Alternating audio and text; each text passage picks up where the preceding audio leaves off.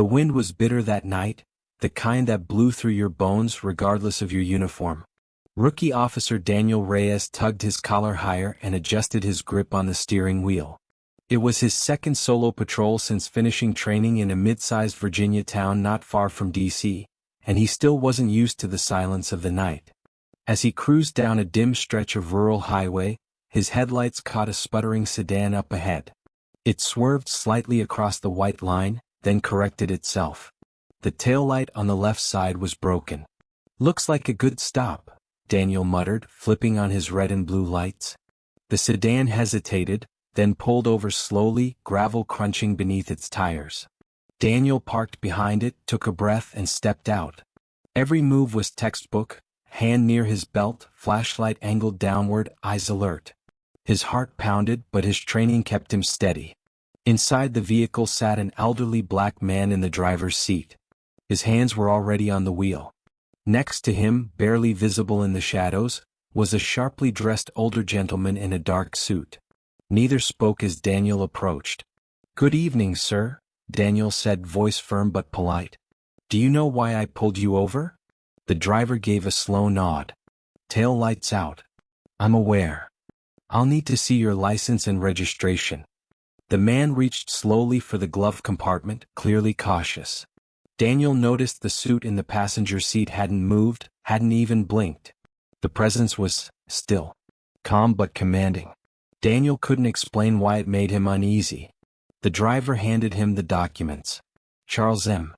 Harris, age 74. No red flags. The car was registered to the passenger, the Honorable Walter T. Braxton. The name pinged something faint in Daniel's memory, but he couldn't place it. "I'll be right back," Daniel said, heading to his cruiser. Back in his car, Daniel ran the license. Cling. Then he Googled Walter T. Braxton. The results froze him in place. Walter Braxton was a retired Supreme Court justice, the first black justice to serve 2 full terms and a well-known civil rights litigator before his appointment. Revered, even in retirement, for his landmark decisions on voting rights, police accountability, and institutional reform. Daniel swallowed hard. Why was a man like that riding in an old car at midnight on a back road? He stepped out slowly, more aware of his posture now. As he approached the window again, the passenger turned to him for the first time. "Everything all right, officer?" Braxton asked, his voice low but powerful, like someone used to commanding a courtroom. Daniel nodded, forcing composure. "Yes, sir. I didn't realize who you were." The former justice gave a small smile. "And does that change anything?" Daniel was caught off guard. "Sir, no. I mean, the law's the law." "Good," Braxton said. "Then proceed with the stop." Daniel hesitated. "I'm not issuing a citation. It's just a warning. For the tail light." The older man in the driver's seat gave a small nod of thanks but didn't speak. Braxton looked at Daniel again, his expression unreadable. "How long have you been on the force?" "Just past my 3rd week." "And what made you put on that badge?" Daniel hesitated. "My dad was military. Believed in service. I guess I do too." Braxton nodded slowly.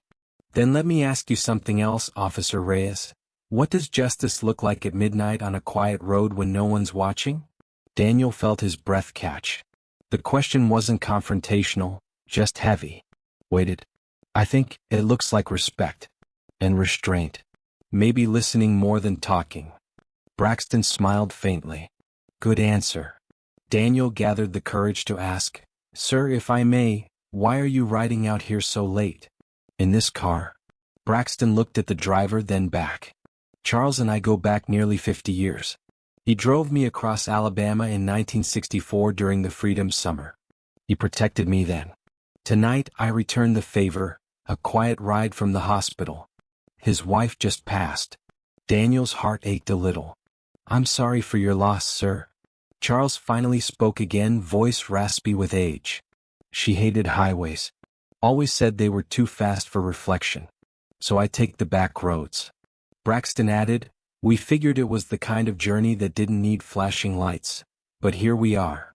Daniel stood in silence for a moment, his flashlight off now. "I won't keep you, gentlemen," he said.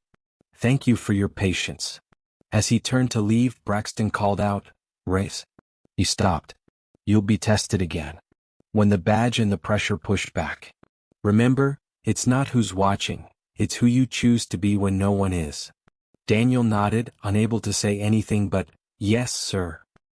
He walked back to his cruiser as the old sedan pulled away slowly into the night. Weeks later, Daniel kept a small sticky note in his patrol car's glove box. It simply read, "Justice at midnight is who you are without the badge. WTB." He never saw the retired justice again. But he never forgot the